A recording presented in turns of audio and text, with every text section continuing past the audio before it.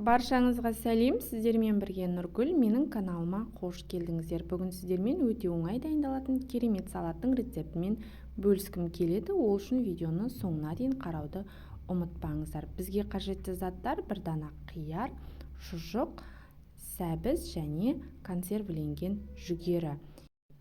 Ең бірінші қиярымызды жуып, тазартып, тура видеодағыдай ұзыншалап турап дайындап аламыз.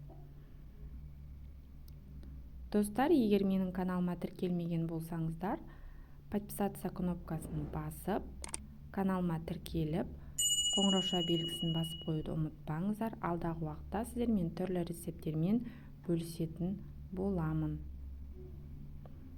Міне қиярымыздың барлығын турап дайындап алдық. Енді таза ыдысымызға салып,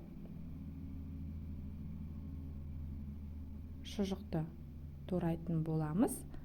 Шұжықты да тура қияр тәріздес ұзыншалап турап дайындап қоямыз.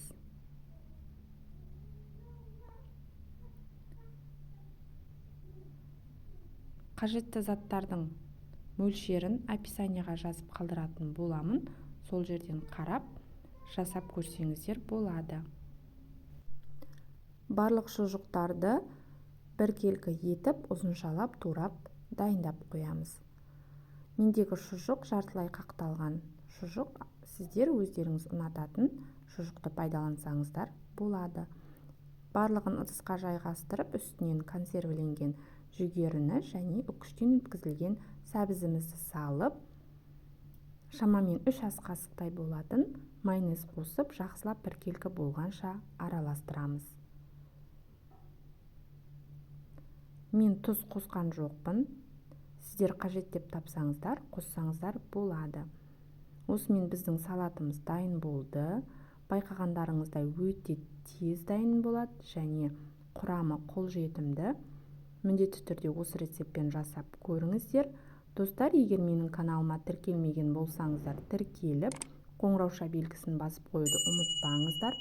Алдағы уақытта сіздермен түрлі пайдалы, дәмді және қолжетімді рецептермен бөлісетін боламын. Менің каналымда түрлі рецептер, тәттілердің, тағамдардың және салаттардың рецептері бар.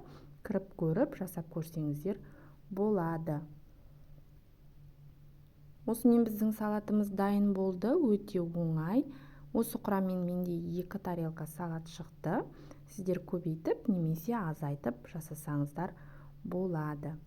Достар, егер видео пайдалы болған болса, лайк басып, комментарий бөліміне пікір қалдырып кетсеңіздер болады. Видеоны соңына дейін тамашалағандарыңыз үшін рахмет. Ас болсын!